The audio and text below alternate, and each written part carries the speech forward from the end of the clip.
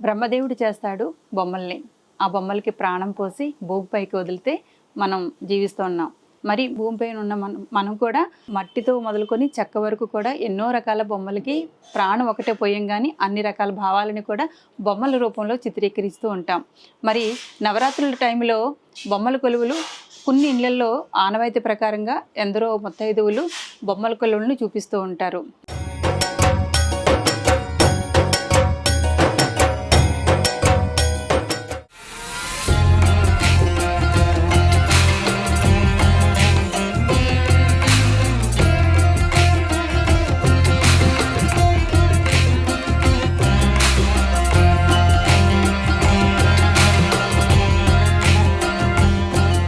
కొన్ని బొమ్మలు చూసేసరికి మన ఆలోచనలన్నీ ఒక్కసారిగా డైవర్షన్ అయిపోతాయి. కొన్ని బొమ్మలు మనల్ని తెలియకుండానే ఆకర్షిస్తాయి. వాటిలో ఏదో తెలియని ఆనందాన్ని మన మనసు, మన బ్రెయిన్ స్వీకరిస్తాయి. దాని ద్వారా మనం తెలియకుండానే ఒక రకమైన ఆహ్లాద వాతావరణాన్ని మన బ్రెయిన్కి, శరీరానికి అందించిన వాళ్ళం అవుతాం. బొమ్మల్లో అంత అట్రాక్షన్ అనేది ఉంటుందండి.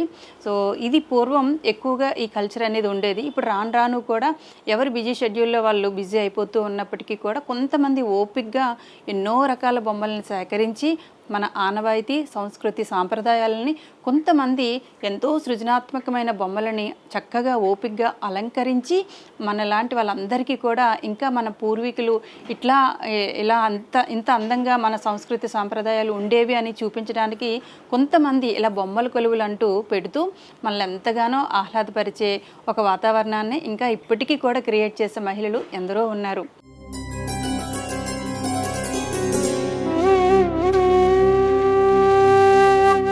ఈ బొమ్మల కొలువులు పెట్టేటప్పుడు లేపాక్షి బొమ్మలు, అలాగే కొండపల్లి బొమ్మలు, ఏటి కొప్పాక బొమ్మలు ఇవన్నీ తయారు చేసే వాళ్ళని కూడా మనం ప్రోత్సహించిన వాళ్ళం అవుతాం. అలాగే మన సంస్కృతిని కూడా మన భారతదేశంలో ఇలాంటి చెక్క బొమ్మలు, లేపాక్షి బొమ్మలు మన దగ్గర దొరుకుతున్నాయి అని విదేశాలు కూడా ఎంచగ్గా మనం ప్రోత్సహించి చెప్పిన వాళ్ళం అవుతాం. అలాగే ఇక్కడ ప్రతి ఒక్క బొమ్మకి కూడా ఒక్కొక్క బొమ్మకి ఒక్కొక్క అర్థం అనేది మనకి క్లియర్గా మన సాంప్రదాయాలని మర్చిపోకుండా గుర్తు చేసుకునే విధానానికి కొరకే ఈ బొమ్మల కొలువు అనేది ప్రత్యేకించి పెడతారని నాకు ఉద్దేశం అన్నమాట.